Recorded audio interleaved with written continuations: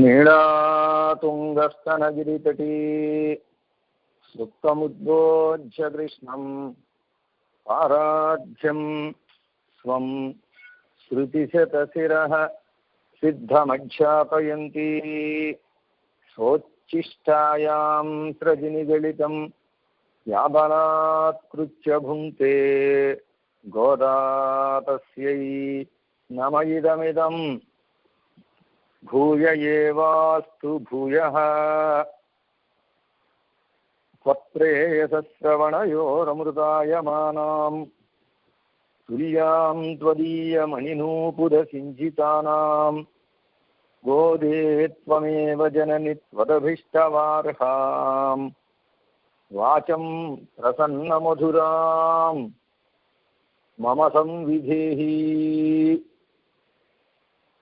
ప్రియ భగవద్బంధువులారా, ధనుర్మాస వ్రతం ప్రారంభమై నేటికి 18 రోజులైంది. ఈ 18వ రోజు పాసురంలో ఉండేటటువంటి విశేషాన్ని యథావకాశంగా మనం తెలుసుకోవడానికి ప్రయత్నం చేద్దాం. ఆండాళమ్మవారు మనం తెలుసుకోవలసినటువంటి ముఖ్యమైనటువంటి విషయాలను ఒక అద్భుతమైనటువంటి కూర్పు కూర్చి ఆ కూర్పులో ఆ పాసురాల ద్వారా మనకి తెలియజేస్తున్నారు. ఒక రత్నాలహారాన్ని తయారు చేసేటటువంటి వ్యక్తి ఆ రత్నాల యొక్క విలువ తెలిసింది, ఆ రత్నాల యొక్క ముఖం తెలిసింది, ఆ రత్నాలని ఏ వరసలో కూరిస్తే అది భాషిస్తుందో, అది హృదయంగమంగా ఉంటుందో ఆ వరసలో కూర్చున్నట్టుగా ఆండాళమ్మ వారు ఒక అద్భుతమైనటువంటి ఒకనొక క్రమంలో ఈ పాసురాన్ని మనకు అందించారు. నిన్నటి పాసురంలో ఒక అద్భుతమైనటువంటి సన్నివేశాన్ని మనకి కళ్ళకు కట్టినట్టు ఆండాళమ్మ వారు దర్శింపజేశారు. నందగోపుల వారు, యశోదమ్మ, కృష్ణ పరమాత్మ, బలరాములు వారు అందరూ వరుసగా నిద్రపోతున్నారు అని నందగోపుల వారిని నిద్రలేపి వారి కటాక్షాన్ని పొంది, యశోదమ్మను నిద్రలేపి యశోదమ్మ కటాక్షాన్ని పొంది, కృష్ణ పరమాత్మ నిద్ర లేపితే లేవలేదు. ఆయన లేవకపోవడానికి కారణం ఏమిటంటే భాగవతుణ్ణి పెద్దలని ముందు పెట్టుకునే పెరుమాళ్ళని సేవించాలి అనేటటువంటి విషయాన్ని మనకి తెలియజేయడం కోసం పరమాత్మ లేవకపోతే ఈ గోపికలో పొరపాటు చేశాం. ముందు బలరాముల వారిని మనం నిద్రలేపాలి, ఆయన ప్రియ సోదరుడైనటువంటి బలరాముణ్ణి, ఆయన అగ్రజుడైనటువంటి బలదేవుణ్ణి మన నిద్రలేపాలి అని ఆ బలదేవుడి యొక్క వైభవాన్ని కాలికి కడియం ద్వారా మనకి తెలియజేయడం చేత దీన్ని మేము గుర్తించలేకపోయాం. ఆయన కాలి చలవని మేము గుర్తించలేకపోయాం. ఈరోజు కృష్ణ పరమాత్మ మనకి దక్కాడంటే అగో ఆ బలదేవుడి యొక్క కాలి చలవే. ఆయన వచ్చి ఆ దేవకీదేవి గర్భంలో కాలు పెట్టాడు, ఈయన కాలి చలవ వల్ల కన్నయ్య మనకి దక్కాడు అనేటటువంటి ఒక ఆనక వైభవం తెలిసేటట్టుగా ఆయన్ని నిద్రలేపారు. బలరాములు వారు నిద్రలేచారు, అందరూ నిద్రలేచారు. మళ్ళీ కన్నయ్యను నిద్రలేపారు, ఏం లేవల. మళ్ళీ ఏ తప్పులో మనం కాలేశాం అని ఈ గోపికలందరూ ఒక్కసారి ఆలోచించుకున్నారు. ఆలోచించుకుంటే ఒక ప్రధానమైనటువంటి విషయాన్ని మర్చిపోయారు వారు. ఏమిటా ప్రధానమైనటువంటి విషయం అంటే, భగవంతుణ్ణి ఆశ్రయించడానికి, భగవంతుడి కటాక్షాన్ని మనం పొందడానికి, భగవద్ అనుగ్రహం మన మీద 1కి 10 రెట్లు ప్రసరించడానికి మూల కారణమైనటువంటి ఒకానొక వ్యక్తి ఉన్నారు. ఆ వ్యక్తిని మరిచిపోయి పరమాత్మను నిద్రలేపితే పరమాత్మ నిద్రలేస్తాడా? ఎవరా వ్యక్తి అంటే సాక్షాత్తు లక్ష్మీ అమ్మవారు. లక్ష్మీ అమ్మవారిని సేవించకుండా పరమాత్మని సేవించరాదు. లక్ష్మీ అమ్మవారు పక్కన లేకుండా పరమాత్మని సేవించరాదు. లక్ష్మీ అమ్మవారు పక్కన లేకుండా పరమాత్మని సేవిస్తే ఏమిటండి నష్టం అంటే, ఎప్పుడైనా మీరు పెరుమాళ్ళ సన్నిధికి వెళ్ళారనుకోండి, పెరుమాళ్ళు అభయహస్తంతో ఉంటారు. చతుర్భుజ తాయారులు ఉంటారు. చతుర్భుజ తాయారుల సన్నిధికి వెళ్ళారనుకోండి, చతుర్భుజ తాయారులు కూడా అభయహస్తంతో ఉంటారు. పెరుమాళ్ళ అభయహస్తం ఏం చెబుతోంది, తాయార్ల అభయహస్తం ఏం చెబుతోంది అంటే, మన పెద్దలు చాలా అద్భుతమైనటువంటి రీతిలో ఈ రెండింటికి సార్థక్యాన్ని మనకు అందించారు. పెరుమాళ్ళ అభయహస్తం ఏం చెబుతోందంటేట, అహం త్వా సర్వపాపేభ్యో మోక్షయిష్యామి మా శుచః. ఏడవకురా నాయనా, నిన్ను నేను సకల పాపముల నుంచి విడిపించి నీకు అత్యుత్తమమైనటువంటి పురుషార్థమైనటువంటి మోక్షాన్ని నీకు అనుగ్రహిస్తాను అని, నాకు ఇన్ని దోషాలున్నాయని కానీ నేను మోక్షాన్ని ఎలా పొందుతానని కానీ దుఃఖపడవలసిన అవసరం నీకు లేదు. నీ పాపాలన్నీ నేను తొలగిస్తాను, నీకు నేను మోక్షాన్ని ప్రసాదిస్తాను అని పరమాత్మ యొక్క అభయహస్తం చెబుతుందిట. మరి అమ్మవారి అభయహస్తం ఏం చెబుతుందండి అన్నారు. అంటే అమ్మవారి అభయహస్తం చెబుతుందిట, నువ్వు నీ పాపాలు చూసి భయపడకు అని పెరుమాళ యొక్క అభయహస్తం చెబుతూ ఉంటే, అమ్మ అభయహస్తం ఏం చెబుతుందంటే, మా ఆయన్ని చూసి నువ్వు భయపడకు అని చెబుతుంది. దేవుడిని ఆయన చూసి భయపడకని చెప్పడం ఏమిటండి అంటే, పరమాత్మ సర్వతంత్ర స్వతంత్రుడి గనక ఆయన యొక్క స్వాతంత్ర్యాన్ని, ఆయన యొక్క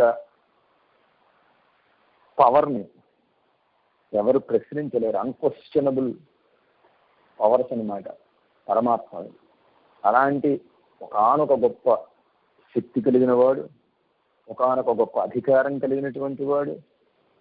అంతేకాకుండా ఎవరికీ లొంగి ఉండనటువంటి వాడు. ఆయన అనుకుంటే లొంగి ఉంటాడు, ఆయన అనుకోకపోతే అందరినీ లొంగదీస్తాడు.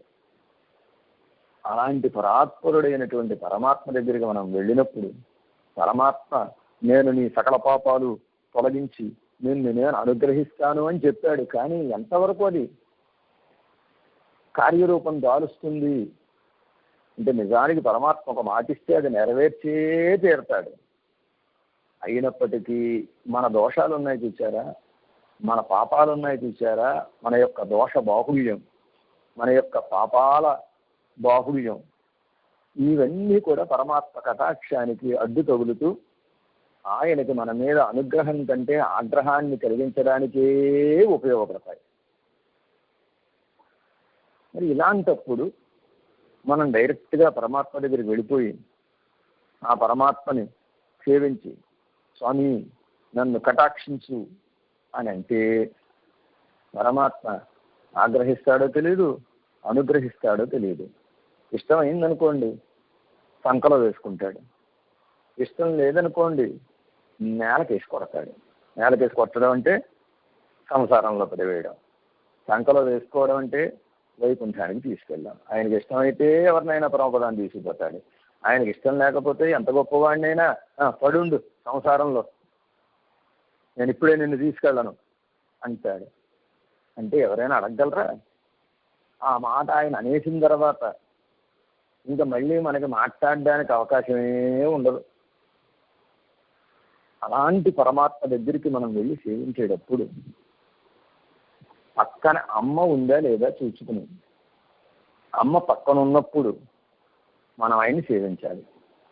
అందుకే పరమాత్మ కూడా తన స్వభావం తనకి తెలుసు కనుక, తన యొక్క ఆగ్రహం ఎలా ఉంటుందో, దాని పరిణామాలు ఎలా ఉంటాయో ఆయనకి తెలుసు కనుక, ఆయన ఏం చేశాడంటే అమ్మవారిని తన వక్షస్థలంలోనే పెట్టుకున్నాడు. శరీరంలో ఏకదేశంగా అట్టే పెట్టుకున్నాడు.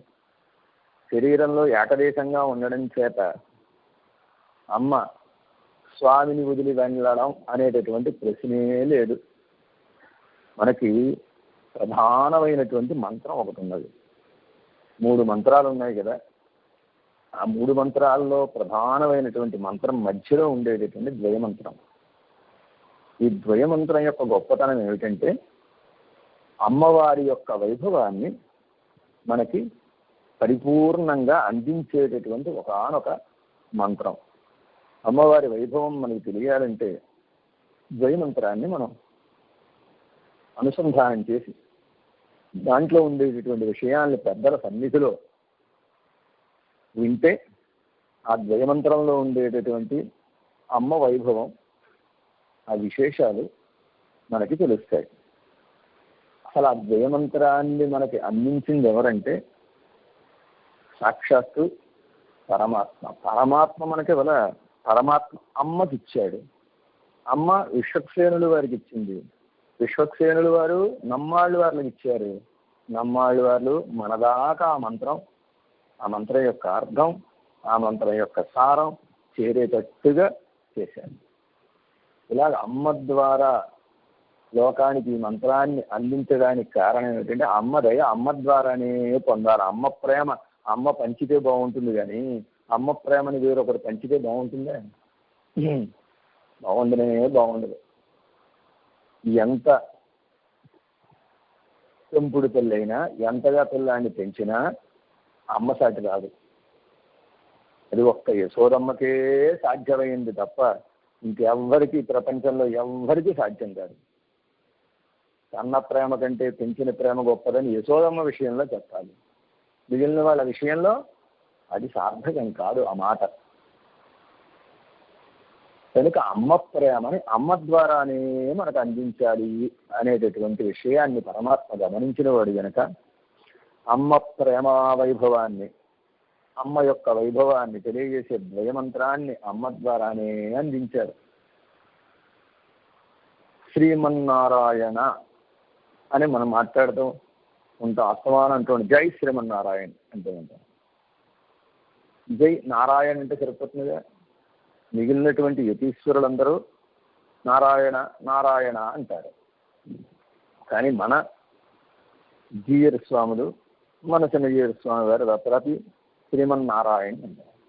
ఏమిటి శ్రీమన్నారాయణకి నారాయణకి ఉండే తేడా ఏమిటి అంటే లక్ష్మీ సంబంధమే. ఏ సంబంధం ప్రధానంగా ఉండాలో ఆ సంబంధాన్ని లేకుండా మిగిలిన వాళ్ళు పలుకుతున్నారు. మనం ఆ లక్ష్మీ అనుబంధంతో పరమాత్మని సంబోధిస్తాం. ఇది పరమాత్మ కూడా ఆనందాన్ని కలిగించేటటువంటి ఒకనొక అద్భుతమైనటువంటి విషయం. ఆయనకి ఆనందం మాట దేవుడికి. ఆయన ఆనందంగానే ఉంటాడు ఎప్పుడు. ఆనందం అనేటటువంటి గుణానికి పెట్టింది పేరు, ఆనందం అనేటటువంటి గుణం పుట్టింది అక్కడే. అలాంటి స్వామికి ఆనందానికి ఏం కొరత ఉంటుంది? మనం ఆనందంగా ఉండాలి, మనం హాయిగా ఉండాలి. మనం ఆనందంగా హాయిగా ఉండాలంటే స్వామి పక్కన అమ్మవారు ఉండాలి అని. మన ఆనందానికి స్వామి పక్కన అమ్మ ఉండడానికి ఏమిటండి సంబంధం? ఏమిటండి సంబంధం అంటే శ్రీమత్ అని ఆ శ్రీమత్ శబ్దం ఉంది చూచారా? శ్రీమన్నారాయణలో శ్రీమత్ శబ్దం ఉంది చూచారా? ఈ శ్రీమత్ శబ్దం ఏం చెబుతుందంటేట నిత్యయోగాన్ని చెబుతుంది అన్నారు. నిత్యయోగం అంటే పరమాత్మని వదలకుండా ఎప్పుడూ పరమాత్మతోటి ఈవిడ కలిసి ఉంటుంది అని, పరమాత్మకి ఈవిడికి ఉండేటటువంటి అనుబంధం నిత్యమైనది, ఒకప్పుడుండి ఒకప్పుడు పోయేది కాదు అని. దీన్ని శాస్త్రంలో ఏమంటారంటే అప్రదక్షిద్ధ సంబంధం అంటారు. అప్రదక్షిద్ధ సంబంధం అంటే విడదీయరాని ఒక అనుబంధం పరమాత్మదే అమ్మది. లోకంలో భార్యాభర్తల సంబంధం ఉంటే విడదీసుకోవాలంటే విడదీసుకోవచ్చు, మళ్ళీ కలవాలంటే కలవచ్చు. విడదీయడానికి కలపడానికి వీలైన అనుబంధం వాళ్ళది. కానీ ఈ లక్ష్మీనారాయణ యొక్క అనుబంధం చూచారా? ఇది విడదీయరా అనేటువంటి ఒక అనుబంధం. ఎలాంటిదండి అన్నారు అంటే ప్రభయం ప్రభావానయం పుష్పత్తయం మణత్తయం పోలే అన్నారు. మీ అద్భుతమైనటువంటి ఉదాహరణలు చెప్పారు. చూడండి, ఆ అనుబంధాన్ని మన కళ్ళకు కట్టినట్టు చూపించారు. ఎలాంటిదంటే ప్రభయం ప్రభావానయం పోలే. ప్రభ అంటే కాంతి, ప్రభావాన్ అంటే సూర్యుడు. సూర్యుడు కాంతి ఎలా అయితే కలసి మెలసి విడదీయడానికి వీలుగా ఉండవో, విడదీయడానికి అవకాశం లేకుండా ఉంటాయో, అలాగ స్వామి అమ్మ కలిసి ఉంటారు. సూర్యుడు నాకు అక్కర్లేదండి, కాంతి మాత్రమే కావాలండి, కనుక సూర్యుడిని నేను మూసేస్తానండి అని సూర్యుడిని మూసేశారనుకోండి మేఘాలతోటి, ఇప్పుడు కాంతి ఎక్కడి నుంచి వస్తుంది? రాదు. నాకు కాంతి అక్కర్లేదండి, సూర్యుడే కావాలండి అంటే కుదురుతుందా? కుదరదు. ఎలా అయితే సూర్యుడి నుంచి కాంతిని మనం విడదీయలేమో అలాగే స్వామి నుంచి అమ్మను మనం విడదీయలేము. అలాగే పుష్పం నుంచి పరిమళాన్ని ఎలా విడదీయలేమో అలాగే స్వామి నుంచి అమ్మను విడదీయలేము. స్వామి పుష్పం, అమ్మ పరిమళం. స్వామి సూర్యుడు, అమ్మ కాంతి. వీరిద్దరి యొక్క అనుబంధం ఇలాంటి అప్రదక్షిద్ధమైనటువంటి విడదీయడానికి వీల్లేనటువంటి ఒక అత్యద్భుతమైనటువంటి సంబంధం అండి. కనుక వీరిద్దరు వేరుగా ఉండనే ఉండరు. ఆయన వక్షస్థలంలోనే అమ్మ ఎప్పుడూ ఉంటుంది అని ఆ శ్రీమత్ శబ్దం చేత నిత్యయోగం, పరమాత్మని వదిలి ఉండనటువంటి ఒకానొక తత్వమే లక్ష్మీతత్వము అని. అలా ఆవిడ ఆయనతో కలిసి ఉంటే ఏం లాభం కలుగుతుందండి? ఆయనలో ఉండేటటువంటి గుణాలు ఏవైతే ఉన్నాయో ఆ గుణాలన్నీ ప్రకాశిస్తాయి అని చెబుతున్నారు. పరమాత్మలో ఉండేటటువంటి గుణాలు 4 అని మనం మొదట్లోనే విన్నాం. మీకు నేను మనవి చేశాను. ఆ 4 గుణాలు ఏమిటంటే వాత్సల్యము, స్వామిత్వము, సౌశీల్యము, సౌలభ్యం అనేటటువంటి 4 గుణాలు.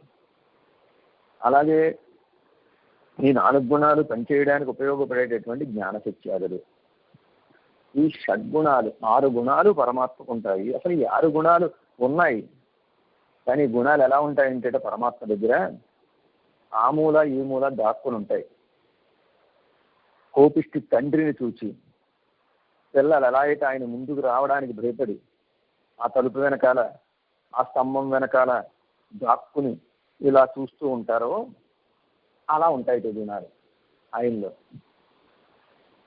అమ్మ ఆయన్ని చేరడం చేత, అమ్మ పరమాత్మ పక్కన చేరడం చేత ఈ గుణాలన్నీ బయటకు వచ్చి ప్రకాశించేట. ఎప్పుడైతే తల్లి ఆ కోపిష్టి తండ్రి పక్కన చేరిందో, చేరగానే పిల్లలందరూ అమ్మ వచ్చేసింది ఇంకా మనకు భయం లేదు అని గబగబా ఆయన దగ్గర చేరినట్టుగా పరమాత్మకు ఉండేటటువంటి కళ్యాణ గుణాలన్నీ అమ్మ సాన్నిధ్యం చేతనే ప్రకాశిస్తున్నాయి, అమ్మ ఉండడం చేతనే ప్రకాశిస్తున్నాయి. అలా అమ్మ లేకపోతే ఆయన గుణాలు ఏవి ప్రకాశించవు. అవి ఆయన ఆగ్రహం అనేటటువంటి, ఆయన నిగ్రహం అనేటటువంటి దాని కింద పడి మరుగున పడిపోతాయి. అమ్మ పక్కన ఉండడం చేత ఆయన వైభవం మనకు అందుతుంది అని పెద్దలు తెలియజేశారు. అలాంటి ప్రధానమైనటువంటి వైభవం కలిగిన లక్ష్మీ అమ్మవారిని గురించి మనకి ఇవాళ పాసురంలో తెలియజేస్తున్నారు. బాగుందండి మీరు చెప్పేది స్వామి, కానీ ఇందులో చెప్పేది లక్ష్మీ వైభవం కాదు కదా, నీలానాయిక యొక్క వైభవం కదా, నత్తిన్న విరాటి యొక్క వైభవం కదా. దీన్ని లక్ష్మీదేవిగా, లక్ష్మీదేవి వైభవంగా ఎలా మీరు చెబుతారు అంటే వాళ్ళ నుంచి ఒక 3 పాసురాల్లో అమ్మవారి యొక్క వైభవాన్ని మనకు ఆండాళమ్మవారు అందిస్తున్నారు. ఆండాళమ్మవారే చెబుతారు తిరువే తుయిలయాయ్ అని. తిరువే అంటే లక్ష్మీ, అమ్మా నువ్వే లక్ష్మీదేవి అమ్మా, నిద్ర లేవలసింది అని రాబోయే పాసురాల్లో. అలా సాక్షాత్తు లక్ష్మి అయినామే అని ఒక అర్థం.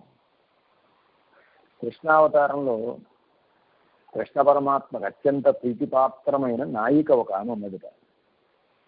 ఎవరా నాయిక అంటే ఈ నీలా నాయిక.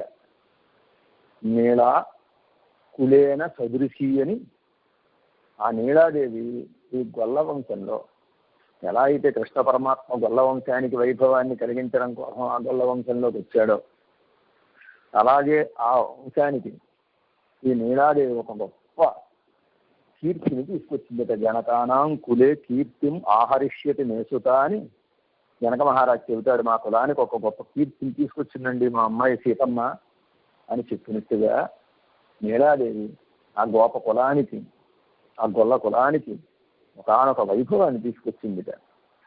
ఆవిడ తీసుకురావడం ఏంటండి? గొల్ల కులానికి కృష్ణ పరమాత్మగా వైభవం తీసుకొచ్చాడు. కృష్ణ పరమాత్మ వైభవం తీసుకొచ్చాడు అంటే అసలు ఆ కృష్ణ పరమాత్మ ఈ కులంలోకి ఎందుకు వచ్చాడు? ఎక్కడో మధురలో పుట్టిన స్వామి మధురలో ఉండకుండా మధురని వదిలి రేపల్లెకి ఎందుకు వచ్చాడు అన్నారు. రేపల్లెకి ఎందుకు వచ్చాడంటే ఈ నీలమ్మ వారి గురించి వచ్చాట. ఈ నీలాదేవి కోసం వచ్చాడు. ఈ నీల అనేటటువంటి ఒక అమ్మాయి ఆ కులంలో ఆవిర్భవించబోతోంది.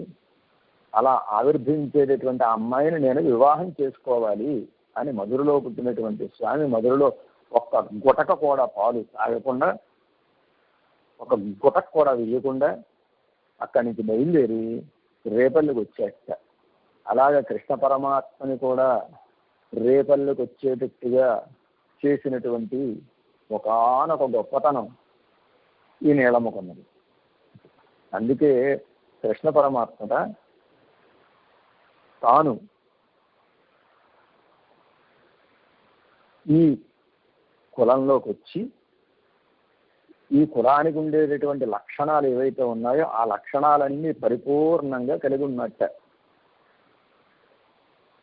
ఆయన స్నానం చేస్తే ఎక్కడ ఆయన దీనికి చెందినవాడు కాడు, ఈ కులానికి చెందినవాడు కాడు అంటారని మొత్తం స్నానమే అగ్గొట్టేసినటువంటి మహానుభావుడు. యశోదమ్మ ఈయన చేత స్నానం చేయించడం ఎన్ని కోట్లు పడిందో ప్రియాళ్ళ వాళ్ళు నీరాట్టం అనేటటువంటి ఒకనొక దశకంలో చెప్పారు. రానాన్న నీకోసం అప్పం కలంద చిత్తుంది అక్కారం పాలిల్ కలంది చొప్పడనాన్ చుట్టు వైతే తిన్నలురుధియే అని నంబివ స్వామి నీకోసం పాలల్లో బెల్లం కలిపి రెడీ చేశానయ్యా, నీకోసం అప్పాలు తయారు చేసి పెట్టానయ్యా, నీకోసం చిట్టుండలు చేసి పెట్టానయ్యా, నీకోసం పరమన్నం తయారు చేశానయ్యా, నువ్వు స్నానం చేసి ఇవన్నీ నీకే అని ఆవిడ అన్ని పదార్థాలు చూపించినా కృష్ణ పరమాత్మ స్నానానికి వచ్చేవాడు కాదుట. కాకపోతే ఈ యశోదమ్మ దగ్గర ఒక బ్రహ్మాస్త్రం ఉంది. ఆ బ్రహ్మాస్త్రానికి చివరిగా సంధించేదిట. సంధిస్తే అలాగే అమ్మ స్నానం చేస్తానులే అని వచ్చేవాడు. ఏమిటా బ్రహ్మాస్త్రం అంటే నీలానామం. ఈ నీలా అమ్మవారి యొక్క నామాన్ని ఆవిడ చెప్పి నప్పెన్నై కానిల్ సిరుక్కుం, ఓ కన్నా నువ్వు గనక స్నానం చేయలేదనుకో, నిన్ను నప్పెన్న చూసిందనుకో, ఆ నప్పెన్న నవ్వుతుంది అని చెప్తుంది. నప్పెన్న నవ్వుతుందా? అయితే వెంటనే నేను స్నానం చేసేస్తానమ్మా అని వచ్చి స్నానం చేసేసాను.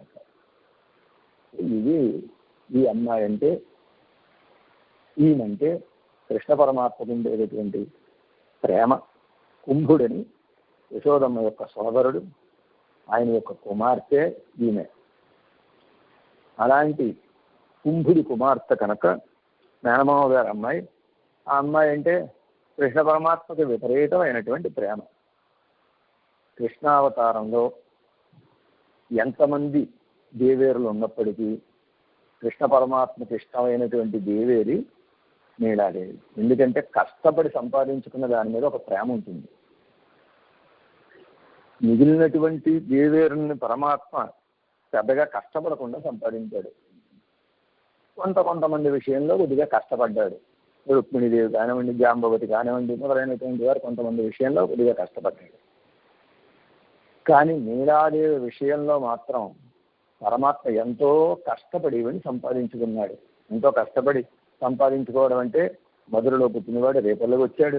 రేపల్లికి వచ్చినవాడు తాను శుద్ధ గొల్లగా ఉండాలని ఆ రూపాన్ని అలా మలచుకున్నాడు. మలచుకోవడమే కాకుండా 7 ఎద్దులకి ముక్కులకి తాళ్లు వేసి ఆ నీలాదేవిని తాను వరించాడు.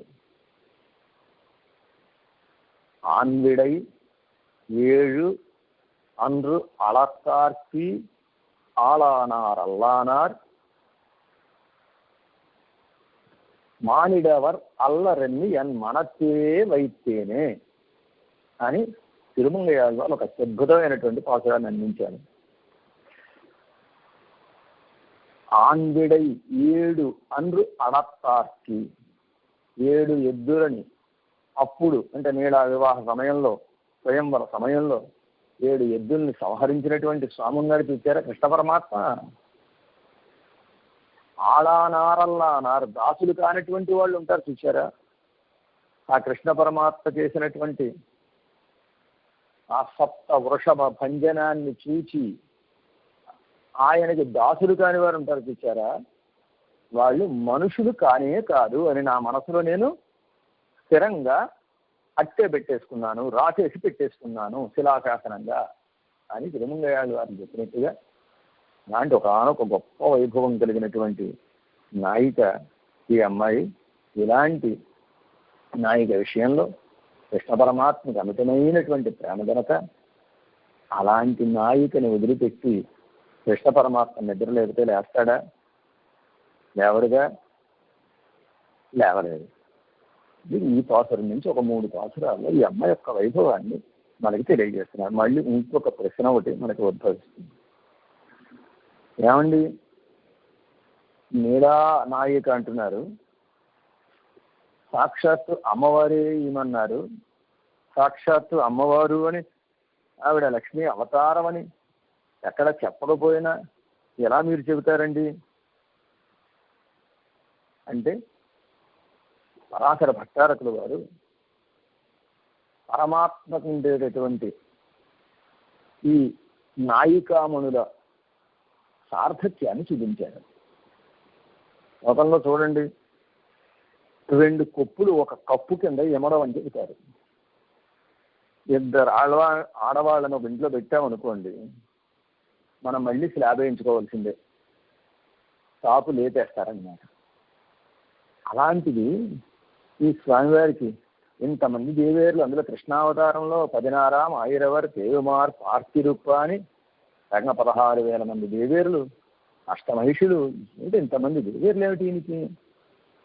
ఈ దేవేరులు అందరినీ ఎలా దెబ్బలాడుకోకుండా మేనేజ్ చేస్తున్నాడు అనే ఒకనొక సందేహం మనకు వస్తుంది.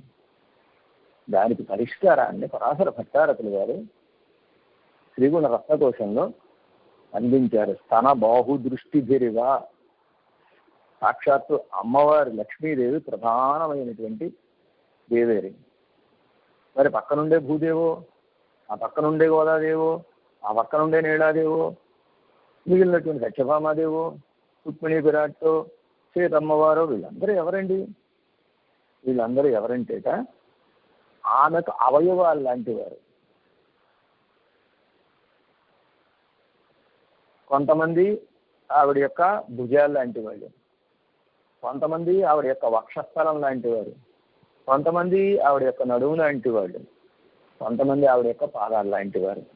ఇలాగా ఆ మిగిలినటువంటి దేవేర్లు అమ్మవార్లు ఎవరైతే ఉన్నారో వారు లక్ష్మీదేవికి శరీరంలో ఉండేటటువంటి భాగాలు లాంటి వాళ్ళు. ఎలా అయితే శరీరంలో ఉండేటటువంటి భాగాలు మనల్ని అతిక్రమించి ప్రవర్తించవు, మన చెయ్యి మన లెంపకే కొడుతుందా, పక్కవాడిని కొడుతుంది, మనని కొట్టదు. ఒకవేళ కొట్టాలని మనం ప్రయత్నం చేసుకున్నా, కొట్టుకోవాలని ఎప్పుడైనా ఆవేశంతో ప్రయత్నం చేసుకున్నా మన లెంప దగ్గరికి వచ్చేసరికి స్లో అయిపోతుంది, పక్కవాడి దగ్గరికి అయితే విసురుగా వెళ్ళిపోతుంది. అలాగే ఈ పిరాట్టుమార్లు ఎవరైతే ఉన్నారో అమ్మవారికి అవయవాలు లాంటి వారు అని పిళ్ళైలోకాచార్యులు వారు అనే ఒక ఆచార్యులు వారు ఈ దేవేర్లు ఎలాంటి వారండి అమ్మవారికి అన్నారు. ఎలాంటి వారంటే నిడల్ పోల్వర్ అన్నారు. నీడ లాంటి వాళ్ళుట. లక్ష్మీ అమ్మవారికి నీడ లాంటి వాళ్ళు మిగిలినటువంటి దేవేరులు అందరూ. నీడతో ఎందుకు పోల్చారంటే నీడ వ్యక్తిని వదిలి ఉండదు, నీడ వ్యక్తిని అతిక్రమించి ఉండదు. వ్యక్తి అమెరికాలో ఉంటే నీడ ఇండియాలో ఉండదు, వ్యక్తి ఇండియాలో ఉంటే నీడ అమెరికాలో ఉండదు. ఆ వ్యక్తి ఎక్కడ ఉన్నాడో అక్కడే ఉంటుంది, ఆ వ్యక్తిని అనుసరిస్తూ ఉంటుంది, వ్యక్తిని దాటి వెళ్ళదు. అలాగే పిరాట్టిమారులు మిగిలినటువంటి భూదేవి కానీ, నీలాదేవి కానీ, గోదాదేవి కానీ, రుక్మిణీదేవి కానీ, సత్యభామాదేవి కానీ ఎవరైతే ఉన్నారో కృష్ణావతారంలో ఉండేటటువంటి 16,000 మంది గోపికలు కూడా మన లక్ష్మీ అమ్మవారికి నీడ లాంటి వారు. మీ నీడ వేరండి, మీరు వేరండి అని అనకూడదు. అంటామా? పెద్దలు వెళ్ళేటప్పుడు శాస్త్రం ఏం చెబుతోందంటే వారికి పక్కగా కొంచెం దూరంగా నడవాలి. మనం చూస్తూనే ఉంటాం, మన జీయర్ స్వామి వారు వెంచేసేటప్పుడు వారి పక్కన ఉండేటటువంటి ఏకాంగులు వారికి కుడివైపు ఎడం వైపు దూరంగా నడుస్తూ ఉంటారు. ముందు నడవరు, వెనక నడవరు. ఎందుకు నడవరంటే ముందు వెనకలుగా నడిస్తే వారి యొక్క నీడ తొక్కేటటువంటి దౌర్భాగ్యం మనకి కలుగుతుంది. పెద్దల యొక్క నీడ తొక్కకూడదు, తిరుమల సన్నిధి యొక్క నీడ తొక్కకూడదు. అలా తొక్కితే దోషం వస్తుంది అని శాస్త్రం చెబుతోంది. తిరుమంగయాళ్వార్లు తాము అనుగ్రహించినటువంటి తిరుక్కుడందాండం అనేటటువంటి గ్రంథంలో తిరుమాలిరంజోలై అనే క్షేత్రంలో సూర్యుడు ఏం చేస్తున్నాడంటేట జాగ్రత్తగా చూసుకుని వెళుతున్నట్ట. వీరి కదిరి రయనన్న మాలిరంజోలమేయ అని ఆ వెళుతూ ఉంటే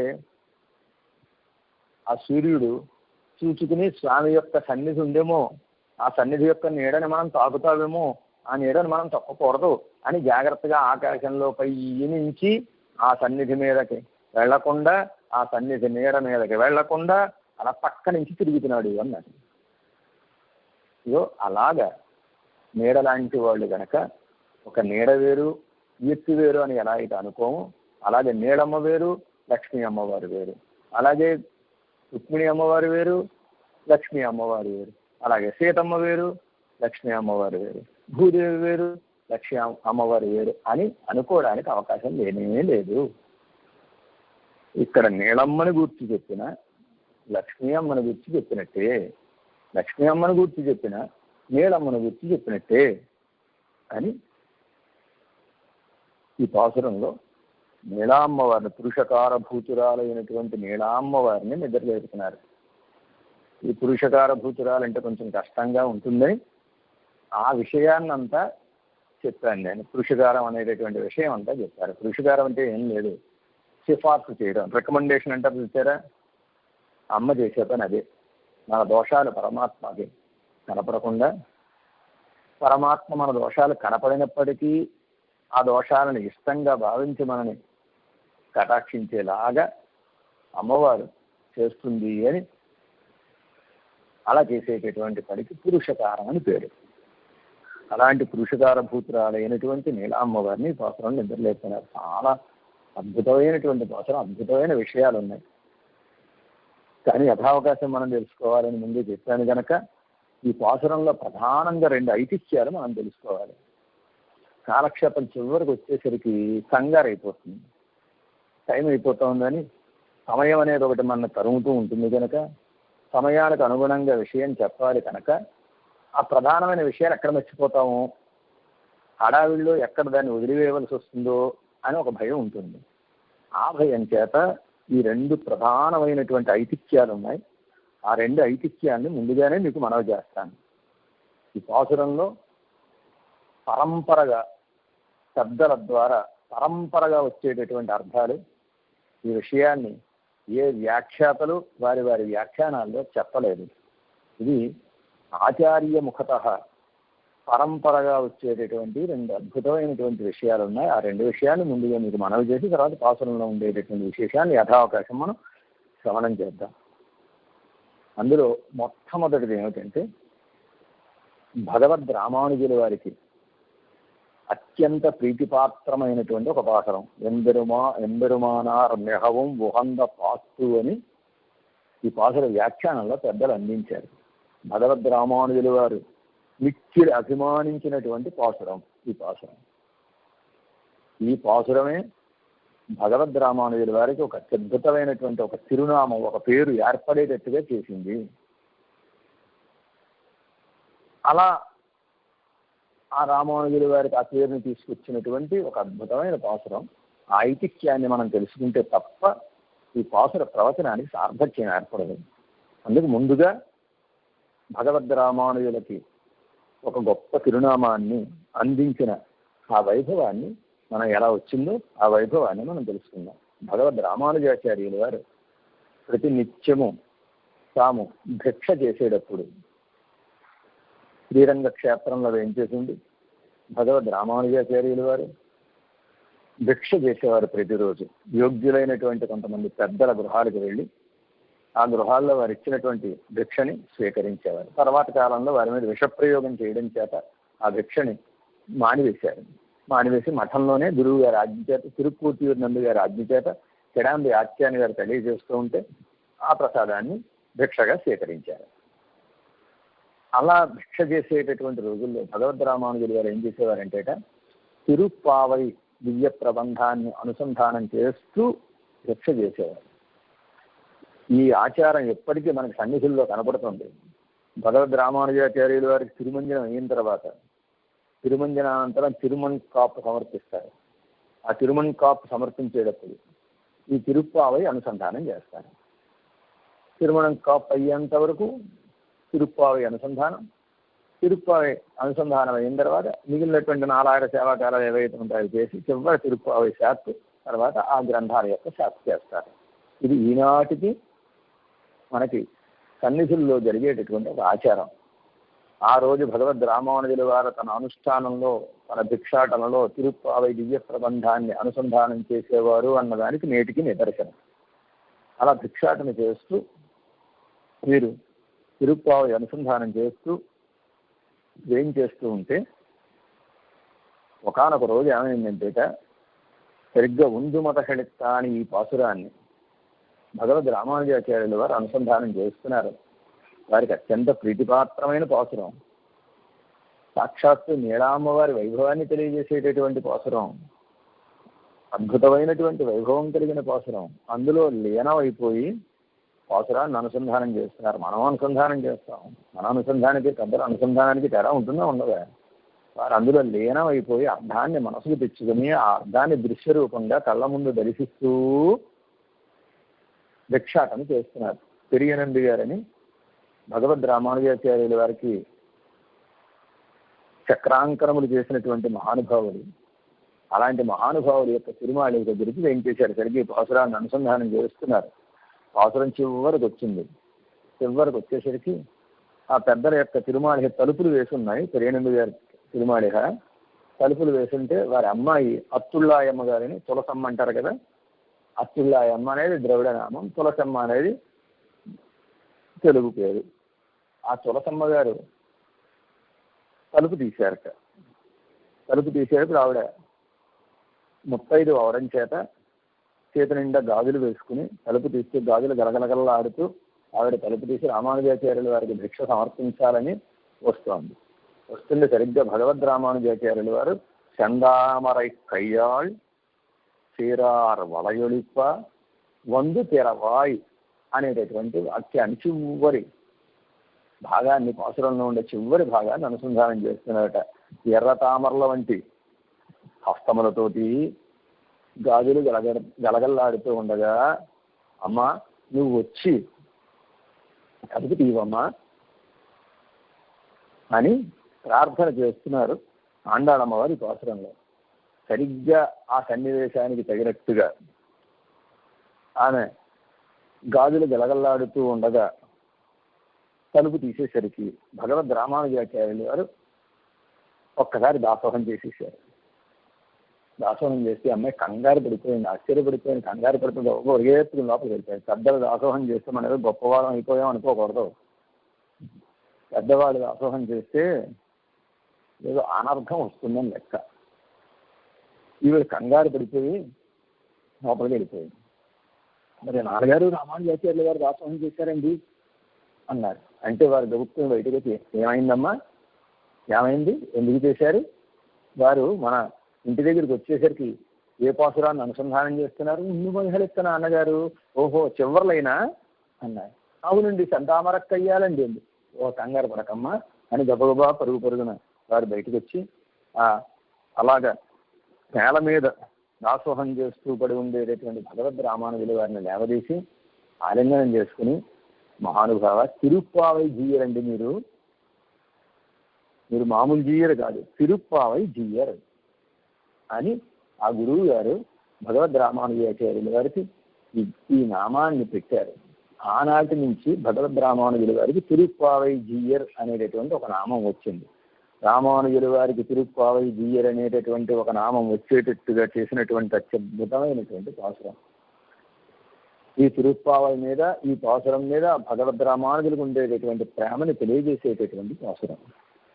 ఇది ఒక ఐతిహ్యం. రెండవ ఐతిహ్యం ఏమిటంటే మొదలాళ్ళు వాళ్ళు పొయ్యపూదత్త పేయాళ్ళు వాళ్ళు ఒక్కొక్కరు ఒక్కొక్క అందాన్ని అందించారు. అందులో రెండవ ఆళ్వార్లు అయినటువంటి పేయాళ్వారు ఉన్నారు, పూదత్తాళ్వారు ఉన్నారు చూసారా. ఈ పూదత్తాళ్వారు ఇరండాన్ తిరువందాడి అని ఒక అందాదిని, ఒక గ్రంథాన్ని అందించారు. ఈ ఇరండాన్ తిరువందాడి 100 పాసురాలతో ఉంటుంది. భగవద్ రామానుజాచార్యులు వారి శిష్యుల్లో ప్రధానమైనటువంటి వారు ఒకరు ఉన్నారు. అనంతాచార్యులు వారని, అనంతార్యులు అని, ఆనందాన్ పిళ్ళై అని వారికి పేరు. ఈ అనంతాచార్యులు వారు ఎంత గొప్పవారంటే భగవద్ రామానుజాచార్యులు వారు తిరుమల వైభవాన్ని నమ్మాళ్ళు వార్ల పాసురాలతో ఉపన్యాసం చేస్తూ ఉంటే తిరుమలలో నమ్మాళ్ళు వార్లు కైంకర్యం చేయాలనుకున్నారు. అక్కడ కైంకర్యం చేయడానికి ఎవరు వెళతారు అని అడిగారట. ఆ కాలంలో తిరుమలకు వెళ్ళి ఉండాలంటే వాడి మరణ శాసనము రాసుకున్నట్టు లెక్క. అంటే అంత కొండ ప్రాంతం మీద ప్రమాదకరంగా వాతావరణం ఉండేదనమాట. అలాంటి ఆ తిరుమలకి వెళ్ళడమే కష్టం. అక్కడ వెళ్ళి కైంకర్యం ఎవరు చేస్తారంటే గోష్ఠిలో బోళ్ళు మంది జనం ఉన్నారు, వేల మంది ఉన్నారు. వాడు పలకలేదు ఉడకలేదు. వెంటనే అనంతాచార్యులు వారు లేచి నేను వెళ్ళి చేస్తానన్నారు. అంటే మొగాడి అంటే నువ్వురా అంటాను చూచారా, అలాగా ఆన్ పిళ్ళై అన్నారట భగవద్ రామానుజాచార్యులు వారు. ఆనాటి నుంచి ఈ అనంతార్యుల వారికి ఆనందాన్ పిళ్ళై అనేటటువంటి ఒక నామం వచ్చింది. అలాగే తిరుమలలో కైంకర్యం చేస్తూ ఉండేవారు వీరు.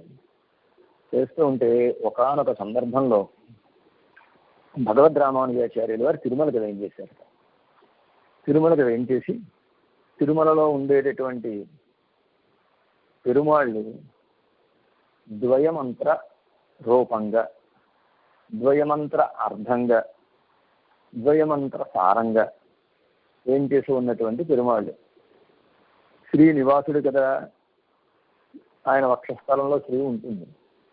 సాక్షాత్తు ద్వయ రూపంగా ఉండేటటువంటి ఆ పరమాత్మ కనుక భగవద్ రామానుజాచార్యులు గారు తిరుమలకి వేయించేసినప్పుడు తిరుమలలో అక్కడ ఉండే శిష్యులు అన్నారు, స్వామి ఏదైనా కాలక్షేపాన్ని అనుగ్రహించండి మాకు అని ప్రార్థిస్తే ద్వయమంత్రం యొక్క అర్థాన్ని తిరుమలలో ఉండేటటువంటి తిరుమాళ్ళ వైభవంతో కలిపి ఒక అత్యద్భుతమైనటువంటి ఉపన్యాసం చేశారట. ఉపన్యాసం చేస్తే ఈ కాలక్షేపాన్ని విన్నారు. చివరి రోజు కాలక్షేపం, ఆఖరి రోజు శాత్మురై అంటారు. ఆ శాత్మురై ప్రధానం. ఆ శాత్ముర కార్యక్రమం జరుగుతూ ఉంటే ఈ అనంతాచార్యులు వారు లేచి గోష్ఠిలో నిలబడి అయ్యా నేను ఒక 2 మాటలు చెప్పాలనుకుంటున్నాను అన్నట్టు. అంటే అలాగే కానివ్వండి అన్నారు భగవద్ రామానుజాచార్యులు వారు. అప్పుడు వీరు లేచి ఇలా చెప్పారు. మొదలాళ్ళు వాళ్ళు తమ పాసురాల్లో తిరుమలలో ఉండేటటువంటి ప్రకృతి యొక్క వైభవాన్ని చెప్పారు. అలా చెప్పినటువంటి వైభవంలో ఒక పాసురం నాకు బాగా ఇష్టంగా ఉండేది. ఆ పాసురం ఏమిటంటే ఇరండాన్ తిరువందాదిలో 75వ పాసురం. ఈ పాసురంలో ఆ పూదత్తాళ్ళు వారు ఏం చెప్పారంటే 2 ఏనుగుల యొక్క ప్రేమని తెలియజేశారు. 2 ఏనుగులు ఏమిటంటే ఒక ఆడ ఏనుగు, ఒక మగ ఏనుగు. ఈ మగ ఏనుగు ఆడ ఏనుగు మీద చూపించేటటువంటి ప్రేమని ఆ పాసురంలో చెప్పారు. ఏమిటండి అది అంటే పెరుగు మదవేయం మాప్పిడికి మున్నిన్ని இருகண் இளமூங்கில் வாங்கி அருகிருந்த தேன் கலந்து நீட்டும் తిరువేంకడం కండీర్ వాన్ కలంద వన్నన్ వరై. తిరుమలలో చూడండి, తిరుమల ఎలాంటిది? ఆకాశంతో చేరినటువంటి కొండలు కలిగినటువంటిది అన్నారు. ఈ తిరుమలలో ఉండే ప్రకృతి వైభవాన్ని వర్ణిస్తూ పెరుగు మదవేగం. వేగం అంటే ఏనుగు. ఈ ఏనుగు ఎలాంటిది? మదవేగం. పెరుగు మదవేగం, మదజలం స్రవిస్తూ ఉండేటటువంటి ఒక గొప్ప భద్రగజం. ఈ భద్రగజం మా పిడికి మున్నిన్ని. పిడి అన్న ఏనుగే, ఆడ ఏనుగు. మా పిడి అంటే ఆడ ఏనుగు. ఆడ ఏనుగుకి ముందు నిలబడి అరిహిరింద తేన్ కలందినీత్తం, ఆ ఆడ ఏనుగు మీద ఉండేటటువంటి ప్రేమ చేత దానికి ఆ దగ్గరలో ఉండే తేనె పట్టును తినిపించాలనుకుంది. తేనె పట్టును తినిపించాలనుకుని ఒక వెదురు కర్రని తీసుకుంది. ఆ వెదురు కర్ర ఎలాంటిదంటే ఇరుకణ్ ఇళ మూంగిల్. మూంగిల్ అంటే వెదురు, ఇళ మూంగిల్ అంటే లేత వెదురు. ఆ లేత వెదురు ఇరుకణ్ 2 కణుపులు కలిగినటువంటి ఒక లేత వెదురుని తీసుకుందిట. తీసుకుని ఆ వెదురుని తేనె తొట్టలు తొండంతో పట్టుకుని తేనె తొట్టలో ముంచడం, ఈ ఆడయేనికి తినిపించడం, రెండో వైపు ముంచడం, ఆడయేనికి తినిపించడం.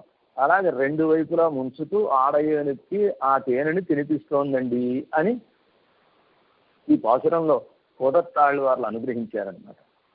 నేను ఈ పాసురాన్ని అనుసంధానం చేసినప్పుడల్లా ఏమిటి కోదత్తాళ్ళు వారు ఆ ఆడయేనుకి మగ ఏనుగు తేనె తినిపించడాన్ని వర్ణించారు ఏమిటి, ఆ మగ ఏనుగు యొక్క ప్రేమని ఆళ్ళు వారిలో ఎందుకు వర్ణించారు అని నాకు రోజు సందేహం కలిగేదండి. అనుసంధానం చేసినప్పుడే ఇలా పాత్ర ఎంతో ఇష్టంగా అర్థం ఎంతో భోగ్యంగా ఉండేది. కానీ ఏమిటి ప్రకృతిని చెప్పారు ఆళ్ళు వారు, ప్రకృతిలో ఉండేటటువంటి 2 గజముల యొక్క క్రీడని చెప్పారేమిటి అని అనుకుంటూ ఉండేవాడిని. ఆ పాసురానికి అర్థం నాకు ఇప్పుడు బోధపడింది అన్నారు. ఏమిటండి అర్థం అన్నారు. ఏ అర్థం బోధపడింది మీకు అంటే అప్పుడు భగవద్ రామానుజాచార్యుల వారికి ఈ ఆనందాంతులై విన్నపం చేశారట. అయ్యా, ఇప్పుడు అక్కడ చెప్పబడినటువంటి భద్రగజం ఉంది చూసారా మగ ఏనుగు, ఆ మగ ఏనుగు వేరే ఎవరో కాదండి, మీరే ఆచార్య రామానుజాచార్య. ఆ మగ ఏనుగు మీరే. భగవద్ రామానుజుల్ని ఒక భద్రగజంతో వర్ణిస్తూ పోలుస్తూ మనకి విరామానుసముత్తంగాదిలో ఒక పాసురం ఉంది. ఆ పాసురంలో భగవద్ రామానుజన్ ఒక భద్రగజంగా వర్ణిస్తున్నారు. పండరమారం ప్రసుంతమడి ఆనందం పాయిమరమాయి వెండిడంగడి రామానుజ మునివేదమని వెండి చెప్పుకుంటే టైం సరిపోదు. అలాగా ఒక భద్రగజం, భగవద్ రామానుజులే ఆ భద్రగజం. మరి ఆడ ఏనుగు ఎవరండి? అదో నేనే ఆడ ఏనుగునండి, శిష్యులే ఆడ ఏనుగు. మరి తేనె ఏమిటండి? తేనె తొట్టు ఏమిటండి? వెదురు కర్ర ఏమిటండి? 2 కణుపులు కలిగిన వెదురు కర్ర ద్వయమంత్రం. తేనె 2 వైపుల ముంచి చెప్పారు. ఈ తేనె తొట్టు ఏమిటి? ఒకవైపు ఉండే మూలమంత్రం, ద్వయమంత్రానికి ముందు మూలమంత్రం ఉంటుంది, యువతల పక్కన వెనక చర్మశ్లోకం ఉంటుంది. ద్వయమంత్రంలో ఉండేటటువంటి విశేషాలని ఇటు మూలమంత్రంతో అంటే అష్టాక్ష మహామంత్రంతో ఇటు చర్మశ్లోకంతో సమన్వయం చేస్తూ ఆ అర్థాన్ని మీరు ఉపదేశించినటువంటి తీరు అత్యద్భుతం అండి, కడు రమణీయం అండి. దీన్ని మీరు తిరుమలకి వేం చేస్తారని, తిరుమలకి వేం చేసి ద్వైమంత్రం యొక్క అర్థాన్ని మూలమంత్రంతో చర్మశ్లోకంతో సమన్వయం చేసి శిష్యులకి మాకు అందిస్తారని వీళ్ళు ఊహించినటువంటి మొదలాళ్ళ వాళ్ళు ముందుగానే ఈ పాసురాన్ని ఒక మగ ఏనుగు ఆడ ఏనుగు తేనె తినిపిస్తోంది అనేటటువంటి ఒకనొక సన్నివేశంతో వర్ణించారండి. ఎప్పటికీ నాకు ఈ పాసురానికి అర్థమైంది అన్నారు. ఈ 2 ఐతిహ్యాలు ప్రధానం కనుక 2 ఐతిహ్యాలను చెప్పాను. పాసురంలో ఉండే విశేషాన్ని మన యొక్క అవకాశం విందాం. పాసురాన్ని ఒక్కసారి అనుసంధానం చేసుకుందాం. உந்து மதகளித்தன் ஓடாத தோல்வழியன் நந்தகோபாலன் மருமகளே நப்பின்னாய் கந்தங் கமழும் குடலி கடதிரவாய் வந்து எங்கும் கோழி அழைத்தனகான் மாதவி பந்தல் மேல் பலகால் குயிலினங்கள் கூவினகான் பந்தார் விரலி உன்மைத்து நன் பேருவாடா செந்தாமர கையால் சீரார் வளையொழிப்ப ஒந்து திரவாய் మహింది ఏలోరెంబావాయి. ఈ పాసురంలో కూడా నందగోపుల వారి యొక్క వైభవాన్ని చెప్పి నందగోపుల వైభవం ద్వారా నీలమ్మ వైభవాన్ని మనకి నిరూపిస్తున్నారు ఆండాళమ్మ వారు. నిన్నటి పాసురంలో ఆయన గొప్ప దాతగా చెప్పారు, మొన్నటి పాసురంలో ఆయన్ని ఒక నాయకుడిగా చెప్పారు. ఈ పాసురంలో ఆయన యొక్క భుజబలాన్ని చెబుతున్నారు. ముందు మదహళిత్తన్ ఓడాద తోళ్వలియన్ నందగోపాలన్ మరుమహళే. మదజలం స్రవించేటటువంటి గజాలని ఓడించినటువంటి గొప్ప భుజబలం కలిగినటువంటి నందగోపుని యొక్క కోడలా అని నత్తెన పిరాటి వారిని సంబోధిస్తున్నారు. ఈ ఉందు మదహళిత్తన్ ఓడాద తోళ్వలియన్ అనేటటువంటి ఈ మాటకి ఉందుమదహళిత్తన్ అనేటటువంటి మాటకు ఒక 5 అర్థాలు ఉన్నట్టుగా పెద్దలు తెలియజేశారు. ఉందుమదహళిత్తన్ అంటే మదజలము స్రవించేటటువంటి ఏనుగులు కలిగిన వాడు అని మొదటి అర్థం. రెండవ అర్థం మదజలము స్రవించేటటువంటి ఏనుగు లాంటి వాడు అని. మూడవ అర్థం మదజలం స్రవించేటటువంటి ఏనుగులను కూడా ఓడించగలిగినటువంటి గొప్ప భుజబలం కలిగిన వాడు. నాలుగవ అర్థం ఏనుగు అనగానే ఐశ్వర్యానికి చిహ్నం. గజాంతం ఐశ్వర్యం అని, ఎవరి గుమ్మంలో ఏనుగు ఉంటుందో వాడు గొప్ప సంపద కలిగిన వాడు అని లెక్క. ఒక్క ఏనుగుని పోషించాలంటే చాలా కష్టం. ఎవరి మీదైనా కోపం ఉంటే ఏనుగుని దానం చేయండి అన్నారు. ఇప్పుడు ఏనుగు అక్కల్లా ఒక గోదానం చేస్తే చాలు. ఎవరి మీద కోపం ఉంటే వాడి కోపం తీర్చుకోవాలంటే మనం ఒక గోవుని దానం చేస్తే చాలు, వాడి జన్మ సరిపోతుంది దాన్ని పోషించడానికి. ఇదో అలాంటి ఐశ్వర్యం కలిగిన వాడు. ఒక్క ఏనుగుని పోషించడమే కష్టం. అలాంటిది ఎన్ని ఏనుగులు, లెక్కకు మిక్కిలిగా ఏనుగులు గుంపులు కలిగినటువంటి వాడు అంటే ఎంత ఐశ్వర్యం కలిగిన వాడు అని, గొప్ప ఐశ్వర్యం కలిగినటువంటి వాడు అని అర్థం. ఐదవ అర్థం కృష్ణుడు అనేటటువంటి గజాన్ని కలిగిన వాడు అని అర్థం. ఇక్కడ గజం అంటే ఏనుగు, అంటే కృష్ణ పరమాత్మయే ఏనుగు. అదేమిటండి కృష్ణ పరమాత్మ ఏనుగు ఏమిటండి అంటే, పెరియాళ్ళు వాళ్ళు కృష్ణ పరమాత్మను ఒక ఏనుగుగా వర్ణిస్తూ ఒక అద్భుతమైనటువంటి పాత్రని చెప్పారు.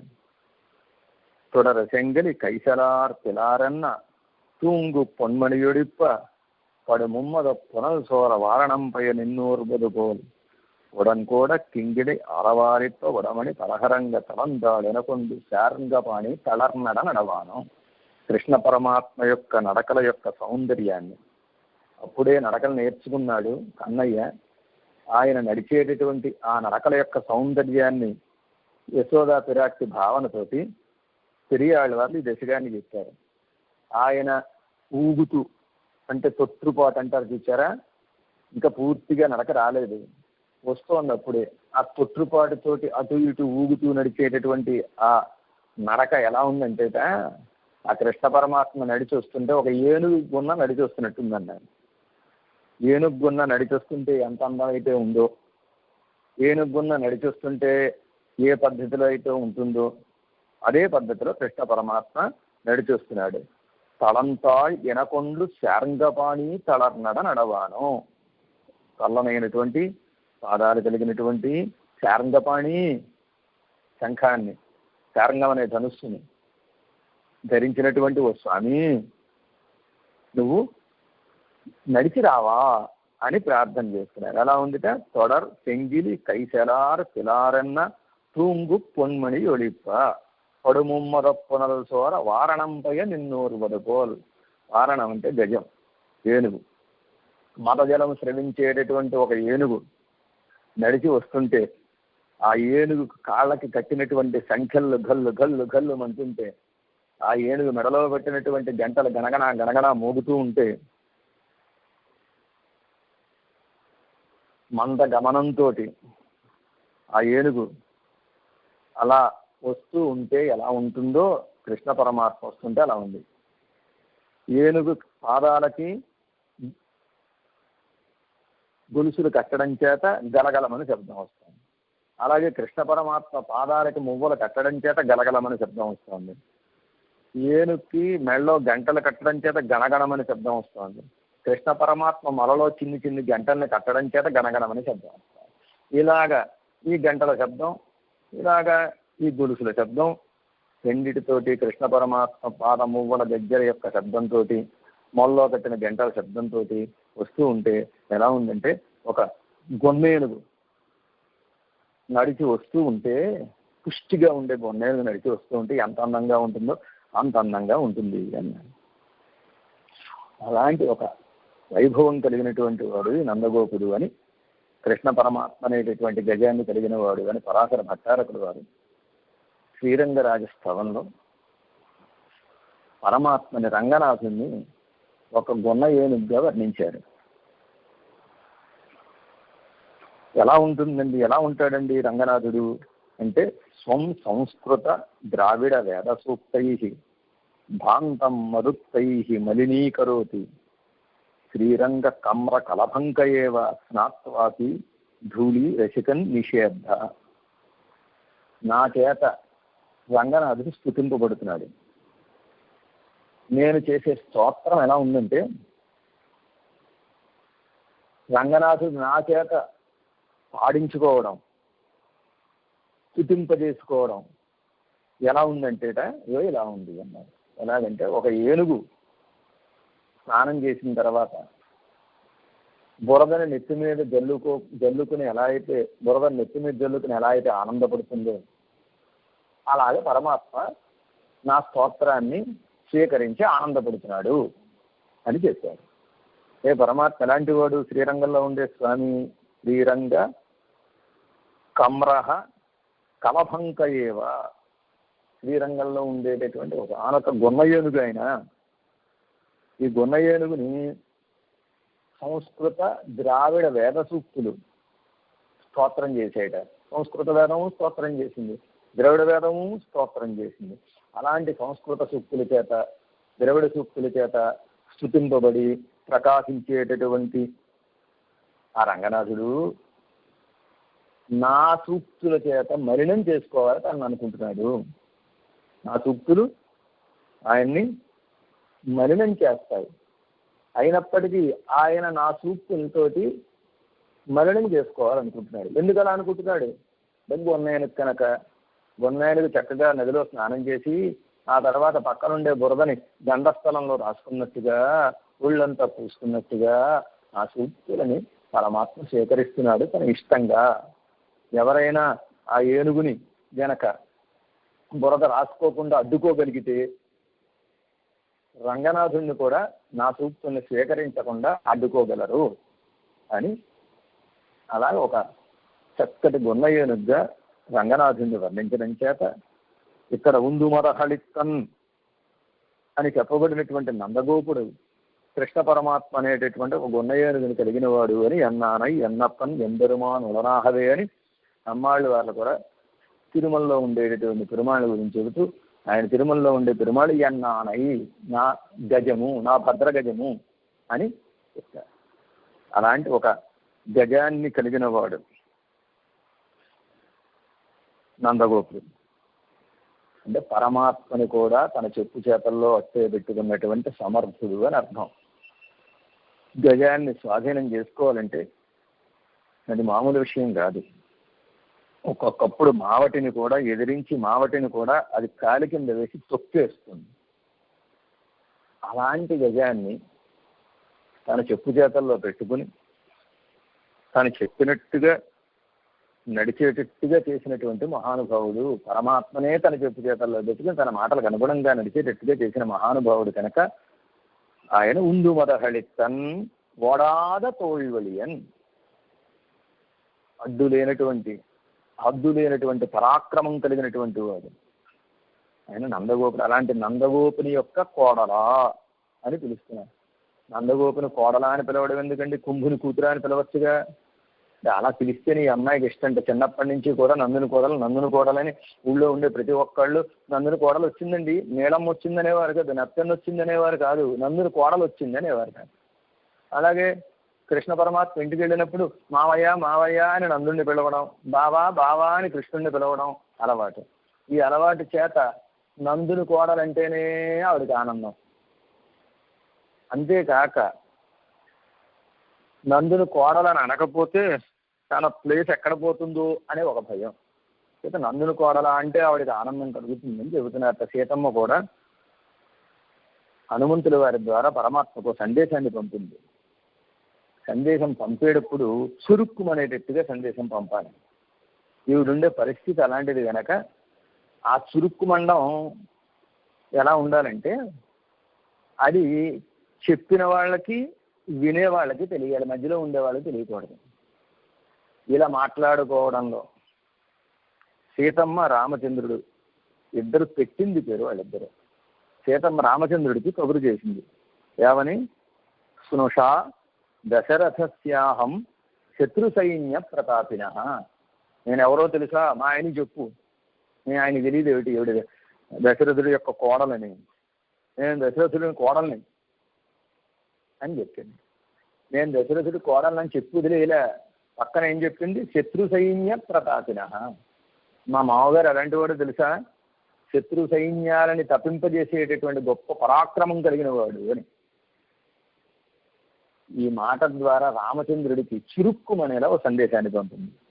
ఏమిటా సందేశం తెలుసా అండి?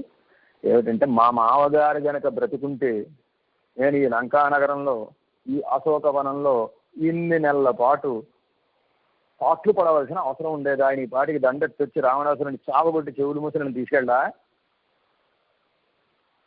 రాముడు మేనమేషాలు లెక్క పెడుతున్నాడు. స్వామి, నువ్వు మేనమేషాలు లెక్క పెడుతున్నావు. నా మామగారు ఉండుంటే గనక నాకు ఈ గతి పట్టేది కాదు, ఇంత ఆలస్యం అయ్యేది కాదు అని ఒక చురుక్కుని, ఒక చెమక్కుని పంపించింది. ఇగో అలాగా దశరథుని కోడలంటే సీతమ్మకు ఆనందం, నందగోపుని కోడలంటే నప్పెన్నకు ఆనందం. అందుకు ఆవిడ్ని ముందు మదహళిత్తన్ ఓడాద తోళ్వళియన్ నందగోపాలన్ మరుమహళే నప్పెన్నాయి. ఈ విధంగా గజాలు కలిగిన వాడు అని చెప్పడం చేత, మదజలం స్రవించేటటువంటి ఏనుగుల్ని కూడా ఓడించిన వాడు అని చెప్పడం చేత 3 మదాలు మనకి చాలా ప్రమాదకరమైనవి. అలాంటి 3 మదాలని మదత్రయం అంటారు. ఈ 3 మదాలని జయించినటువంటి మహానుభావుడి నందగోపుడు అని అర్థం. ఈ 3 మదాలని జయించడమే కాదు, ఈ 3 మదాలు మనకి అంటకుండా మనని కటాక్షించేటటువంటి గొప్పవాడు అని అర్థం. ఏమిటా మదాలు అంటే, ధనమదం, విద్యామదం, అభిజన మదం అని 3 మదాలు ఉంటాయి ప్రతి వాడికి. మొట్టమొదటి ధనమదం, డబ్బు ఉండగానే చెప్పక్కర్లా దీని గురించి నేను మీకు. రెండవది విద్యామదం, చదువుకోగానే నా అంత పండితుడు లేడు, నా అంత గొప్పవాడు లేడు అని అనుకోవడం. మూడవది అభిజన మదం, నేను గొప్ప వంశంలో పుట్టాను, మా వంశం ఏమిటనుకున్నారు, మా వంశం 74 సింహాసనాధిపతుల్లో ఉండేటటువంటి వంశం, నేను అంత గొప్పవాడిని, ఇంత గొప్పవాడిని అని అనుకోవడం. ఈ 3 లేకుండా ఉండాలి. ధనమదం ఉండకూడదు, విద్యామదం ఉండకూడదు, అభిజన మదం ఉండకూడదు. ఇలాంటి 3 మదాలని దాటిన వాళ్ళు ఎంత గొప్పవాళ్ళైనా, ఎంతటి పండితులైనా, ఎంతటి విద్యావంతులైనా, ఎంతటి భక్తులైనా ఈ 3 మదాల్లో ఏదో ఒక మతంలో చిక్కుకుపోతారు. ఈ 3టిని 3 మురుగుంటలు అన్నారు. వంజముక్కురుంబాం, వంచన చేసేటటువంటి 3 మురుగుంటాయిట. ఈ 3 మురుగుంటల్లో పడకుండా, కనీసం ఏ ఒక్కదానిలోనైనా పడకుండా బయటకు వచ్చేవాడు ఎవడో ఉండనే ఉండడు. కూరత్తాళ్ళు అని ఒక్కరే ఉన్నారని విద్యామదం, ధనమదం, అభిజన మదం లేనటువంటి వాడని ముడియ తళక్కం పెరంపుహడానని ఆ కూరత్తాళ్ళు అనే యొక్క వైభవాన్ని చెప్పారు. ఇగో అలాగా ఈ ధన, విద్య, అభిజన మదాలు ఏవైతే ఉన్నాయో ఈ 3టిని జయించినటువంటి మహానుభావుడు, ఆ ధన, విద్య, అభిజన మదం మనకు అంటకుండా చేసేటటువంటి మహానుభావుడు ఈ నందగోపుడు అని ఆయన వైభవం చెప్పబడుతోంది. నందగోపాలన్ మరుమహళే నప్పిన్నాయి, ఓ నప్పిన్నా లేవలసింది అని ప్రార్థన చేశారు. ప్రార్థన చేసి ఆవిడ వైభవాన్ని చెప్తున్నారు. కందం కమళం కుడలి కడదిరవాయి. కందం అంటే గంధం, కమళం అంటే బాగా పరిమళించడం, కొడలి అంటే గంధం పరిమళించేటటువంటి శిరోజాలు కలిగినటువంటి అమ్మాయి, కడై తెరవాయి గడియం తీయవలసింది అని ఈ నప్పెన్న పిరాటిని ప్రార్థన చేస్తున్నారు. అంటే స్త్రీ యొక్క సౌందర్యాన్ని, ప్రత్యంగ సౌందర్యం వర్ణించడం సంప్రదాయం కాదు, అది తగినది కాదు. స్త్రీ ఎంత అందంగా ఉంటుందండి అంటే ఆవిడ ప్రతి అవయవాన్ని వర్ణించరు, ఆవిడ శిరోజాల యొక్క సౌందర్యాన్ని వర్ణిస్తారు.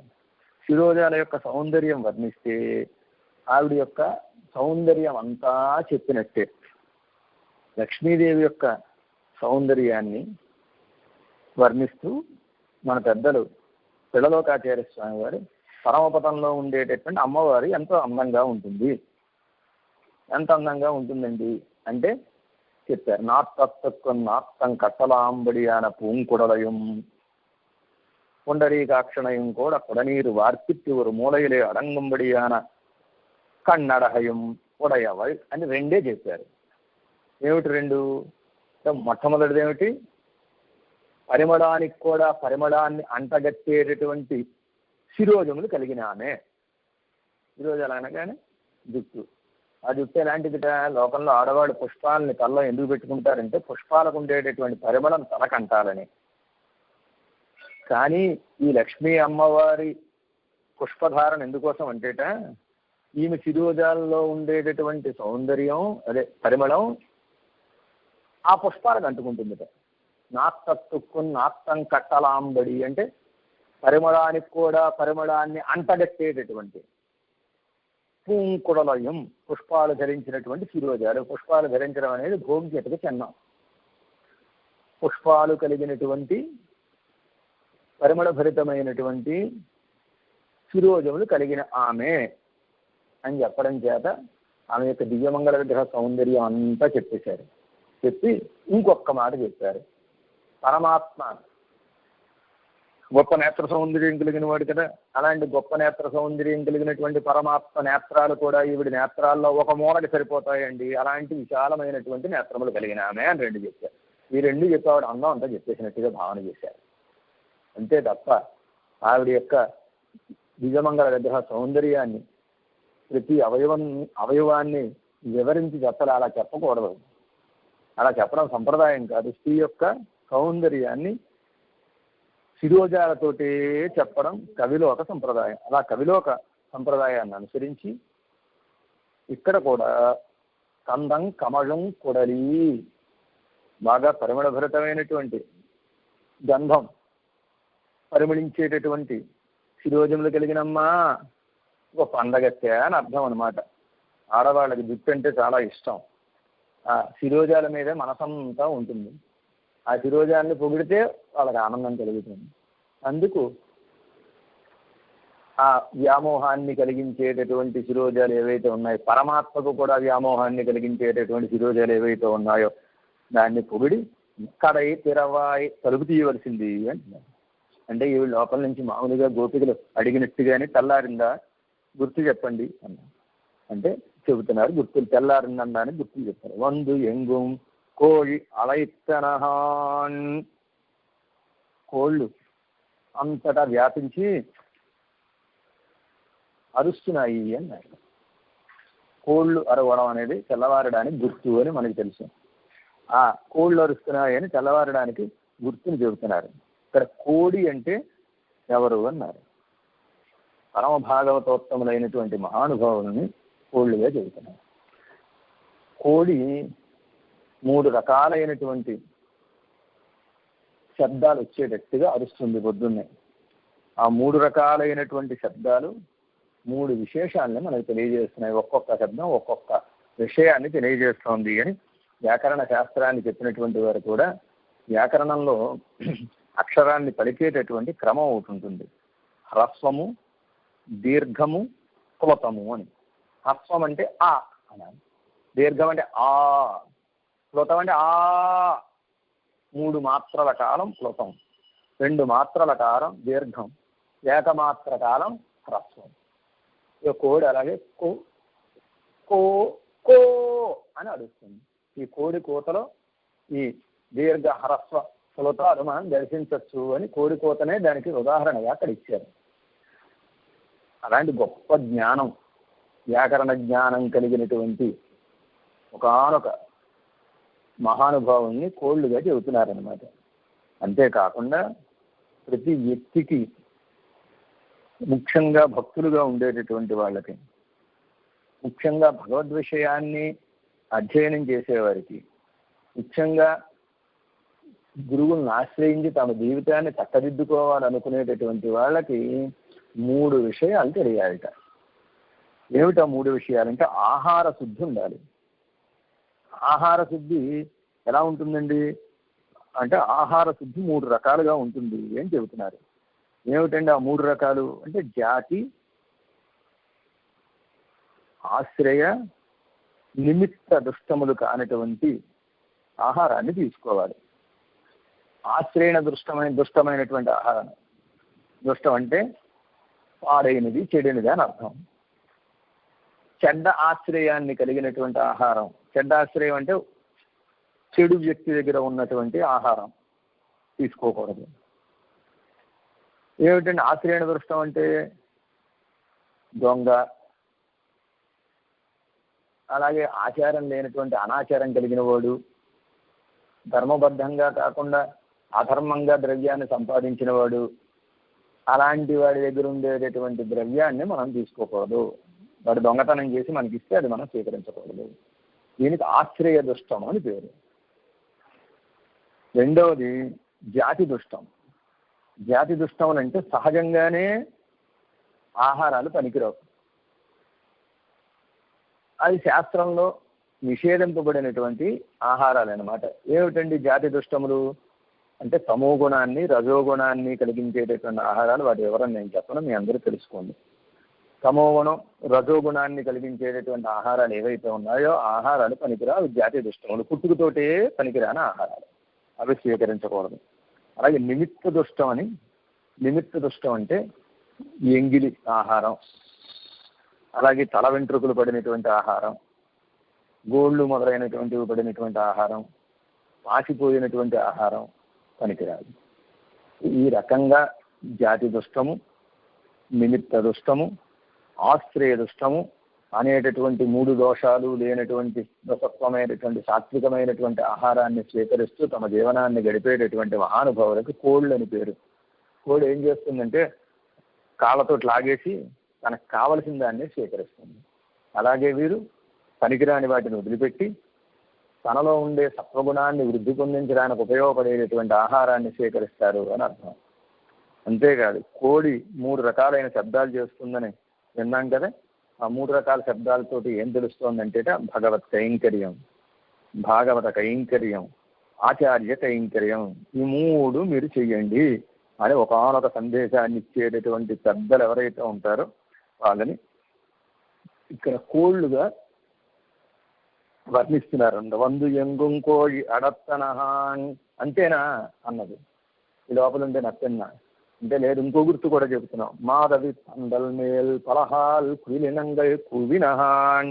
మాధవి పందిరి మీద, మాధవి లత ఉంది దేవుడి గుమ్మంలో, ఆ మాధవి లతకి పందిరేశారు. ఆ పందిరి మీద కోవిళ్ళన్నీ కూర్చుని ఉన్నాయి. ఈ కోవిళ్ళన్నీ పలహాల్ కుయిలినంగై కూవినహాన్, కుయిలినంగై పలహాల్ కూవినహాన్, కోయిలన్నీ కూడా అనేక సార్లు కూర్చాయి. ఒకసారి 2 సార్లు కాదు, అనేక సార్లు కూస్తున్నాయి అన్నారు.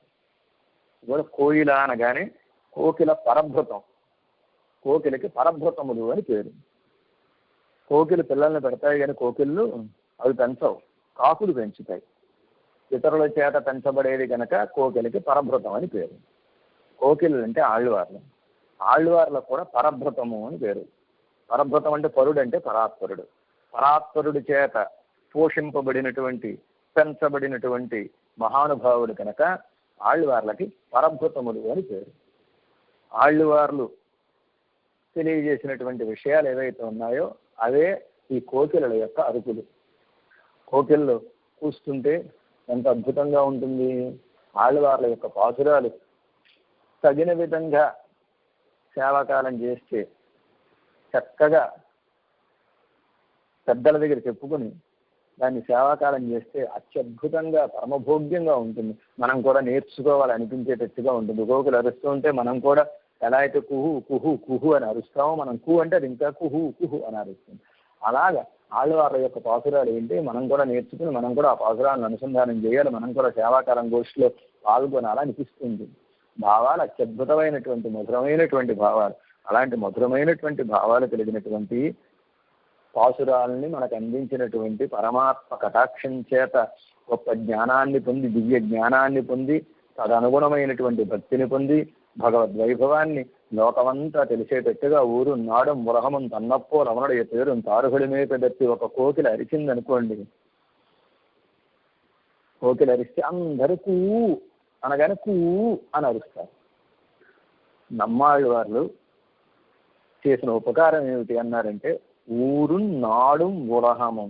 ఊరు, ఆ ఊరున్నటువంటి రాష్ట్రం, ఆ రాష్ట్రం ఉన్నటువంటి దేశం, ఆ దేశం ఉన్నటువంటి ప్రపంచం మొత్తం అందరూ కూడా తమవలే భగవంతుడి యొక్క నామాన్ని చెప్పేటట్టుగా చేశారట. చింత చెట్టు త్వరలో తాము కూర్చున్నా లోకమంతా తమ యొక్క దివ్య ప్రబంధాన్ని అనుసంధానం చేసి తమ దివ్య ప్రబంధంలో తాము ఏ భగవన్ నామాలను అయితే విలక్షణమైనటువంటి రీతిలో పలికారో ఆ నామాలని వీళ్ళు కూడా పలికేటట్టుగా చేసినటువంటి మహానుభావులు నమ్మాళ్ళవార్లు కనుక ఇక్కడ కోకిలలు అని చెప్పబడేటటువంటి వారు ఆళ్వార్లు అన్నమాట. మాధవి పందల్ మేల్ పలహాల్ కుయిలినంగై కూవిన ఆన్ పందార్ విరలి ఉన్మైత్తునన్ పేరుపాడా. ఆమె బంతిని పట్టుకుందిట. పందార్ విరలి, బంతి నిండినటువంటి వేళ్లు కలిగిన ఆమె అన్నారు.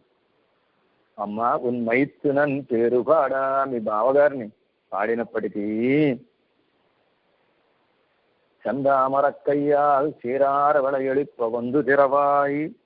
అమ్మ నీ చేతులు గాజులు గలగల్లాడుతూ ఉండగా, ఎర్రతామరల వంటి చేతులు గాజులు గలగల్లాడుతూ ఉండగా నువ్వు వచ్చి తలుపులు తీయి, మేము అందరం ఆనందించేటట్టుగా అని చెబుతున్నారు. పందారు విరలి, అమ్మ చేసేటటువంటి పనిని చెబుతున్నారు ఈ ఒక్క మాట ద్వారా. ఆ బంతిని పట్టుకుంటే ఆవిడ చెయ్యి పాపం కందిపోయిందిట. స్వామి అమ్మ ఆట ఆడుతున్నారు. ఆట ఆడుతుంటే స్వామి బంతిని విసిరాడు. బంతిని విసిరితే ఆ బంతి ఈవిడ పట్టుకుంది. ఆ బంతిని పట్టుకోవడం చేత ఒక చేత్తో స్వామిని పట్టుకుంది, ఒక చేత్తో బంతిని పట్టుకుంది. ఆయన పారిపోతుంటే ఆయన్ని పట్టుకుంది, ఆ బంతిని పట్టుకుంది. ఈవిడ చేతులు రెండు, అసలే ఈవిడ సుకుమారి, అలాంటి సుకుమారి కనుక ఆ చేతుల నుండి ఎర్రబడిపోయాయి. ఆ ఎర్రధరంతో కూడి ఉండేటటువంటి ఆ హస్తాన్ని వర్ణిస్తున్నారు, బంతిని పట్టుకున్న హస్తాన్ని. ఏమిటండి బంతి పట్టుకోవడం ఏమిటండి, వీళ్ళిద్దరు ఆడుకోవడం ఏమిటి? బంతి అంటే ఈ భూమండలం, ఈ ప్రపంచమే ఒక బంతి. ఆ ప్రపంచాన్ని ఒక చేతితోటి అంటే చేతనులందరినీ ఒకవైపు, పరమాత్మను ఒకవైపు, అమ్మ పడేటటువంటి కష్టం ఆ హస్తాల్లో కనపడుతోంది. ఎర్రబడిపోయింది అనమాట. ఏం కష్టం పడుతోందండి ఈవిడ అంటే, ఏదో లోకంలో సామెత చెప్పినట్టుగా మొండి మొగుడు పెంకి పిల్లాడు అని. పరమాత్మేమో మొండి మొగుడు, పిల్లలేమో పెంకి పిల్లలు అంటే జీవులు అనమాట. చెప్పిన మాట వినకుండా పెంకితనంతో వీళ్ళు ఉంటారు. ఆయన చెప్పిన మాట వినకుండా మొండితనంతో ఆయన ఉంటాడు. అలాంటి మొండితనంతో ఉండే పరమాత్మని, పెంకితనంతో ఉండే జీవుల్ని, వీళ్ళిద్దరినీ కలపడం ఉంది చూచారా, ఇది చాలా కష్టమైనటువంటి విషయం. ఆయన నేను కటాక్షించనంటే కటాక్షించిన వేళ్ళని అని దూరంగా జరిగిపోతుంటే ఆయన జబ్బ పట్టుకుని వీళ్ళ దగ్గరికి తీసుకొస్తాను. వీళ్ళేమో మేము వినం ఆయన చెప్పిన అని వీళ్ళు అంటున్నారు అనేటటువంటి వేళ్ళని ఆయనకి దరి చేరుస్తోంది. ఇలాగ వీళ్ళిద్దరినీ కలిపేటటువంటి ఆ ఘటక కృత్యం అంటారనమాట. ఘటక కృత్యం అంటే మధ్యవర్తిత్వం. అలాంటి మధ్యవర్తిత్వాన్ని ఈవిడ చేస్తోంది అనేటటువంటి విషయాన్ని చందామర కయ్యాల్ అదే పందార్ విరలి అని ఆ బంతి పట్టుకున్నటువంటి వేళ్లు కలిగిన ఆమె అనడం ద్వారా చెబుతున్నారు. ఉన్మైత్తునన్ పేరుపాడా అని. అమ్మ నీకు ఇది సాధ్యమేలే, మమ్మల్ని ఆయనతోటి కలపడం నీకు సాధ్యమే, నువ్వేం పెద్దగా కష్టపడవలసిన అవసరం ఏం లేదు అని మళ్ళీ చెబుతున్నారు. ఏమిటండి సాధ్యం ఎందుకయింది? ఉన్మైత్తునన్, ఆయన ఎవరు? నీ ప్రియుడు కదా. నీ ప్రియుడు నీ మాట వినకపోతే ఎవరి మాట వింటాడు? లోకంలో కూడా అప్పుడిప్పుడు కోపంగా మీ ఆయన గారు అంటూ ఉంటారు చూసారా పిల్లలు వాళ్ళ అమ్మతోటి, మీ ఆయన గారు ఏం చేశారో తెలుసా అని అన్నట్టుగా ఇక్కడ వీళ్ళు కూడా ఉన్మైత్తునన్. అమ్మ మీ బావగారు, మీ ప్రియుడు ఉన్నాడు చూసారా, ఆయన పేరుని మేము పాడుతున్నాము, ఆయన పాడుతూ ఉండగా నువ్వు వచ్చి తలుపులు తీయాలి అని పందారు విరలి అని. ఈ జీవుల్ని పరమాత్మని కలపడం నీకేం కష్టం కాదు. ఎందుకు కష్టం కాదు? ఆయన నీ ప్రియుడు గనక, నీ మాటను జవదాటడు గనక నువ్వు వీళ్ళిద్దరినీ కలిపేటటువంటి కార్యాన్ని నిర్విఘ్నంగాను నిర్వహిస్తావమ్మా. నీ శ్రమను మేము గమనించాం. చందామరక్కయ్య చీరారవళయొడిప్ప, ఎర్రతామరల వంటి చేతులతోటి గాజులు గలగల్లాడుతూ ఉండగా వందు తిరవాయ్, వచ్చి నువ్వు తలుపు తీయవలసింది, మేము సంతోషిస్తాం. మహిందీ ఓరంబావాయ్ అని ఈ పాసురంలో అద్భుతమైనటువంటి రీతిలో నీలమ్మ వారిని నిద్రలేపారు. ఈ పూట కాలక్షేపాన్ని మనం ఈ పాసుర కాలక్షేపాన్ని ముగించుకుందాం. శ్రీమచ్చై విష్ణు చిత్తార్య మనోనందన హేతవే నందనందన సుందర్యై గోదాయై నిత్యమంగళం. జై రామానుజ.